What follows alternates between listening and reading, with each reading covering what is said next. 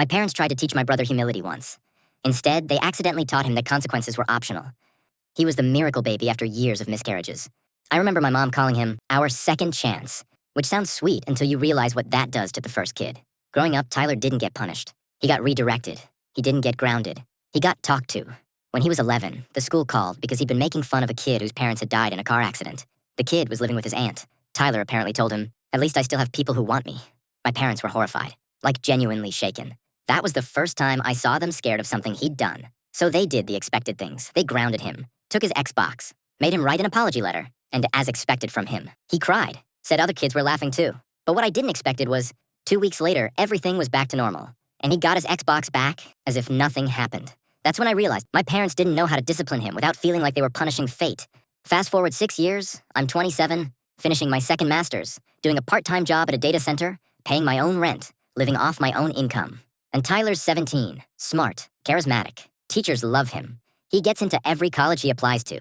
And now my parents are glowing, like they personally engineered him in a lab. So, to celebrate, they decide to throw him a massive graduation party.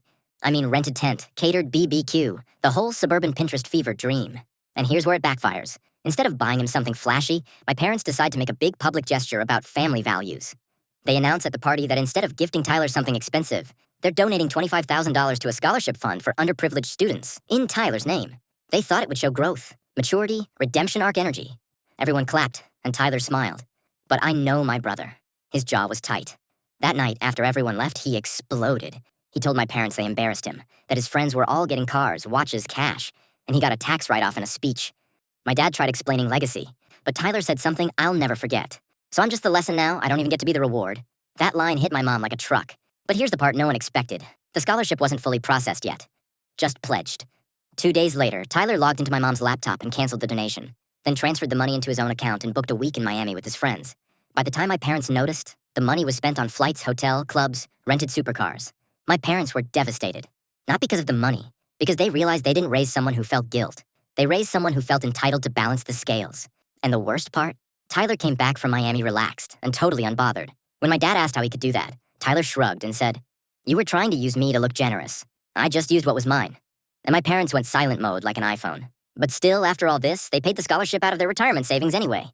And Tyler's in business school now, and he's crushing it. Probably he's gonna make a lot of money, but we don't talk much because of his attitude, but sometimes I sure do think about that kid he bullied in middle school. And I wonder if that was the moment the fork in the road happened.